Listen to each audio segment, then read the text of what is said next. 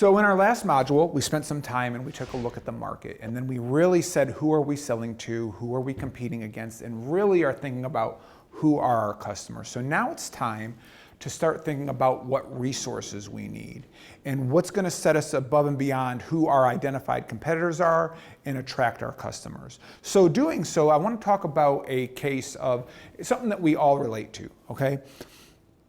When you're on a road trip, who makes the decision where you get gas? The gas tank. The gas tank, okay. The driver. Google, whatever's closest by, right? So what they found is very similar with bowling alleys, which we can come back to, is usually the woman passenger decided where you got gas. Why did they decide? Especially, they had to use the bathroom. That's exactly why they had to do. And what do we love the most out of public restrooms? Nothing. We don't. We wish they were clean. So an owner of a string of gas stations all along one of the major interstates that went almost halfway across the country said, you know what? I've identified that. He read a study, and actually they found out one of the things for competing bowling alleys, the one factor that decided whether one bowling alley was more profitable or had more customers than the other was the cleanliness of the women's restroom. So this owner read this article and said, you know what? How much different should that be for road trips? So he went and said, you know what? I am going to make the nicest, prettiest bathrooms anyone's ever seen in a gas station. He spent $100,000 plus on each restroom, men's and women's, made sure they looked like, you know, museums, that, you know, fountains, nice music, all of this stuff, and found out that his business went up exponentially from there. And all he did was he advertised all along the highway, stop for gas, world's cleanest bathrooms. When you're on a road trip and you need gas, where's the place you're going to stop? So he said, let's do the world's greatest bathrooms, or world's cleanest bathrooms. And from there, was he in the bathroom business? Do you make money using the bathroom? No, but you get more customers, and from there, he was selling more gas. And actually, where I learned from this case was a former professor. He said, the owner said, would it be okay, I can only raise my gas so much per laws, but can I get to the max? He's like, yeah. He's like, what about the price of everything in my store? And he said, well, you know, he goes, the guy actually did his homework and went to every surrounding gas station, wrote down the price of every candy bar, every bag of nuts or whatever. And he's like, what if I raised the price by 2 cents on everything? And my former professor said, go nuts. Make it a dime. Make it 3%, 5%, whatever. And he's like, oh no, then customers won't come. And that was the thing. They weren't coming for the price that, you know, do you really make a difference and change on the cost of Reese peanut butter cups, right? No, you're going to get them or you're not, but you're really making your main decision point on what the cleanest restroom is. So in that, going from gas stations to bowling alleys, let's go back to our donut shop. We have got to figure out what we need to start our company. And then from there, we're going to build a strategy. But this is all part, one of several steps we're taking from the reading to do a resource-based analysis to develop our strategy for our company. So in doing so, we are going to separate our assets for our donut shop into 2 columns, our ordinary assets, our extraordinary assets. And what are some of the things that we need in order to open our shop up? Anyone? Chairs, tables, employees, cash register. All of these things are things that we need to open up our business, right? Are any of these hard to get? A website, you want to have specific. We want it specific, right? But even if you're not a web developer, right? Could you get a website developed? I could find one, yes. You could have somebody do that. So none of these really, at this point, we put everything in the ordinary column, right? Nothing special about that. Well, if there's nothing special about what we're doing, how are we even going to compete? And from there, we want to figure out, we have our ordinary assets. We want to make them extraordinary. Where can we turn, what assets do we have that we can actually have that will give us a sustained competitive advantage? You'll also see, as in the text, that ordinary assets and extraordinary assets are also referred to as orthodox or unorthodox. But the thing is every donut shop has chairs, right? They cost $100, $200, but for the most part, whether it's even Krispy Kreme or our competitors, they have chairs. If I spend $10,000 and each chair is a captain's log recliner that massages and does all this stuff, is that alone going to increase my business in a donut company? No. At some point, the value for those things, they add no value or competitive advantage at that point. Every sports bar has TVs all over the place, right? If one bar switches over to 4K, the newest technology in television, does anybody say, oh no, I want to go there, they have the higher quality television? How do we choose which sports bar we go to? My boyfriend would choose the 4K. Your boy, yeah, no different. Yeah, right. So, but from that, we make our decisions based on several different things. Sometimes we're just along for the ride. No difference with what gas station we stop at. And sometimes we make it off of what beers are on tap. The TVs weren't even there. So to call it a sports bar, really, we're just calling it a bar. So we have our list there. And what we want to do is we want to take a look at what of our ordinary assets can we make extraordinary and evaluate a sustainable competitive advantage. So the first question, is it rare? Is it something as a patent? Like with the clear collar. Once he had a patent on transparent cervical collars, no one else could make that. Coke, they have their secret formula. Is that rare? Does anybody make Coke that tastes like Coke? No. Does anybody make a Big Mac that tastes like Big Mac? No. We can argue why it's rare, for good or bad, but it's rare.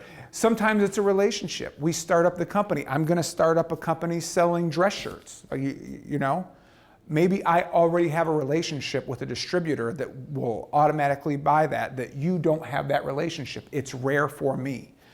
And then location. A location out in the middle of the woods or a location on the corner of Trade and Tryon. Which one is more rare? Second, is it easily substituted? Is there something else out there that can satisfy the need? So with donuts, our donuts are pretty good. They're gourmet donuts, right? So we've already gotten into this and we agree that our donut tastes a lot better than the Dunkin' Donuts and Krispy Kremes out there, right?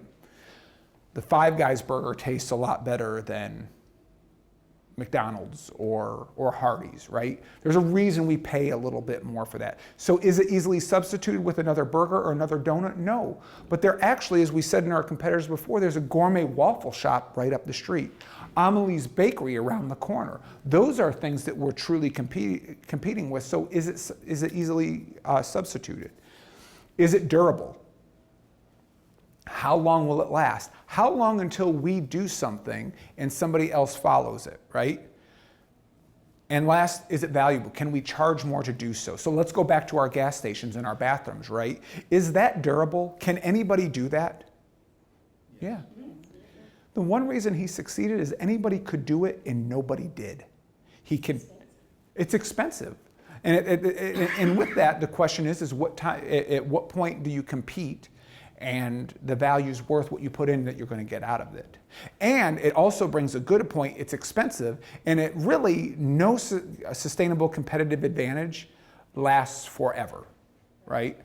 It eventually becomes ordinary once your competitors catch up. And this is everything we've seen from internet to cell phone service.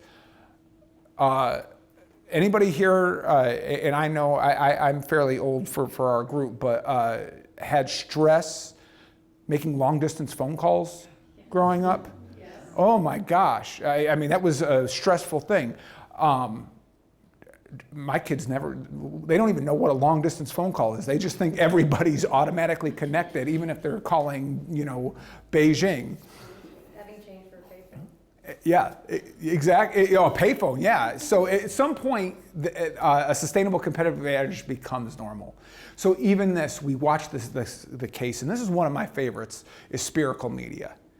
A group of journalists became a video content company, a video content creation company. And with that, they've built a model based on high quality production values, based on a background of former journalists, right? So is it rare? Is being a journalist fairly rare?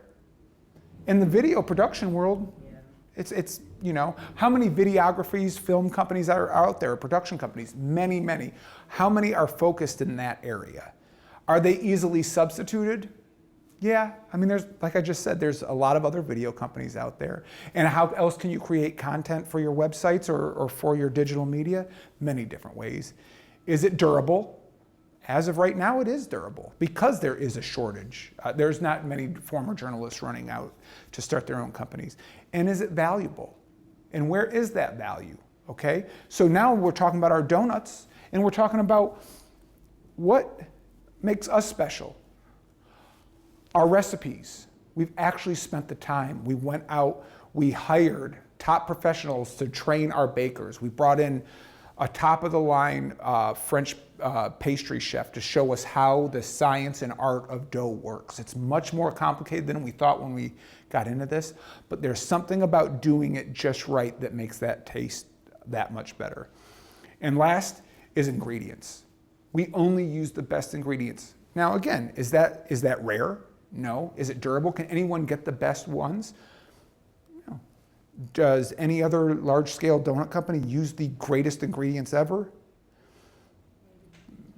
Maybe, maybe not, but they're not selling it on that, right? They're selling it more on a hot red neon sign, correct? One of the last examples I want to give you is a place in Charlotte, North Carolina called Flippin' Chicken.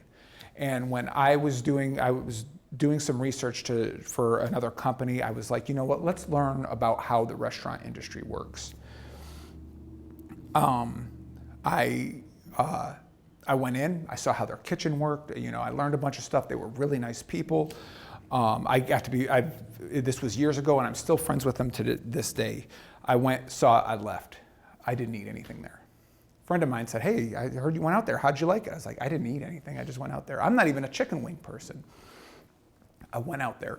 He said, you got to just try it. And I was like, well, you know what? I'm going to go do that just because they did me a favor, I went in there, it was the best damn chicken I've ever had. I don't even like chicken wings, and it was unbelievably good. It got to a point where me and my sons would go there probably once a week. It got in the rotation, did it for years and years and years.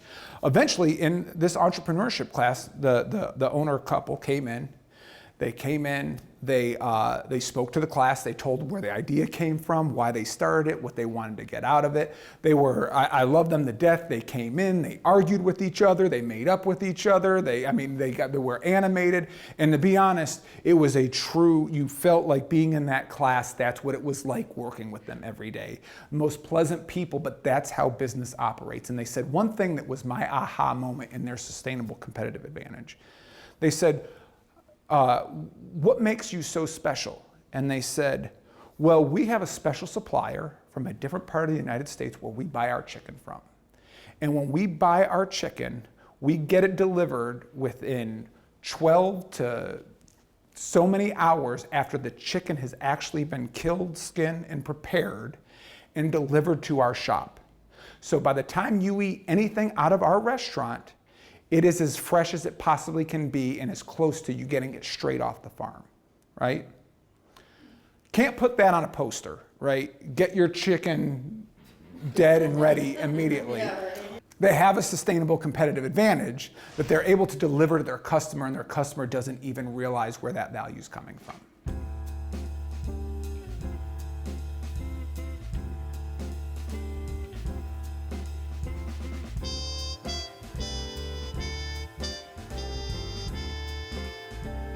Thanks for watching. Make sure to subscribe to our YouTube channel at youtube.com/NexagyEducation or visit CasmerWard.com to catch up on previous episodes.